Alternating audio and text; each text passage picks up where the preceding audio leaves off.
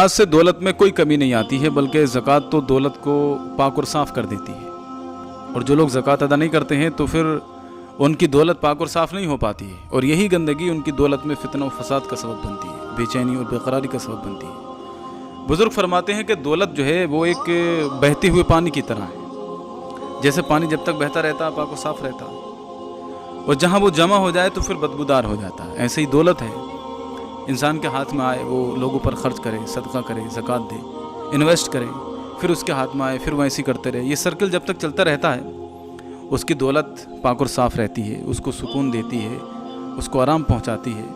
लेकिन जिस दिन उस दौलत को जमा कर लेता है वो और अपने घर की तिजोरी की जीनत बना लेता है तो ये बज़ाहिर तो दौलत उसको नज़र आएगी, लेकिन हकीकत में ये दौलत उसको कोई आराम नहीं पहुंचा पाएगी। अल्लाह तबारक व तआला ने दौलत देकर लोगों को आजमाया, बहुत से कामयाब हुए, बहुत से नाकाम हुए। तो जो नाकाम हुए उनकी सोच क्या होती है? 10 लाख की ज़कात अदा करो, 10 लाख की, अपनी मेहनत की कमाई से 10 लाख की ज़कात। जबकि उसे सोचना चाहिए ये 10 लाख की ज़कात इसलिए है क्योंकि 4 करोड़ अल्लाह ने उसे दिए हैं, 4 करोड़ दिए हैं तब 10 लाख की ज़कात है।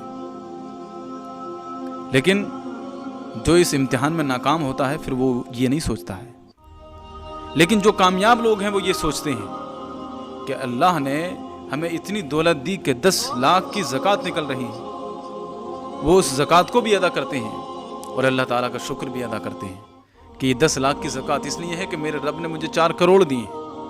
तो वो ज़कात भी अदा करते हैं, अल्लाह ताला का शुक्र भी अदा करते हैं। मौला तूने उन लोगों में से बनाया कि जो ज़कात देने वाले हैं, मुझे लेने वालों में से नहीं बनाया, मांगने वालों में से नहीं बनाया।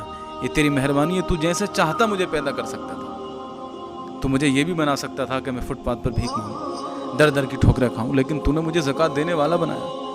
तो ये लोग शुक्र अदा करते हैं। अभी अगर देखा जाए तो ज़कात के ताल्लुक़ से कुछ अवेयरनेस आई है, लेकिन बहुत सारे लोग ज़कात अभी भी अदा नहीं कर रहे हैं।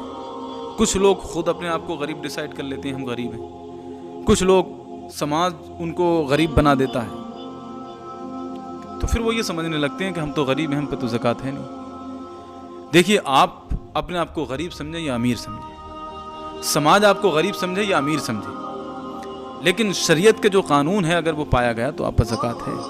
52.5 तोला चांदी या उसकी मिक़दार के बराबर आपके पास कैश है, कर्ज नहीं है, साल गुजर गया तो आप पर ज़कात है। और उसकी अगर रुपए में उसको लगाया जाए तो कितनी कीमत होती है?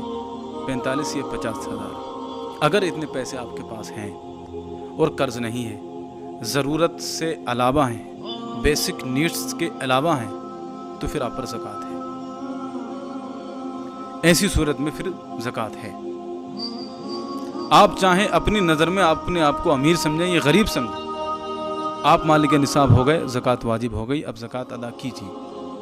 और याद रखिए, ज़कात की ये खासियत है कि इंसान हिसाब जोड़कर ज़कात अदा करे तो जितनी मिल्कियत आज उसके पास है, अगले साल जब वो ज़कात का हिसाब जोड़ेगा तो इंशाअल्लाह उससे कई गुना बढ़ चुकी होगी। ये ज़कात की स्पेशलिटी है। हम में से जो मालिक निसाब हैं, अल्लाह ताला उनको ज़कात निकालने की और सही जगह पहुंचाने की तौफीक अता फरमाए। अस्सलामु अलैकुम व रहमतुल्लाहि व बरकातहू।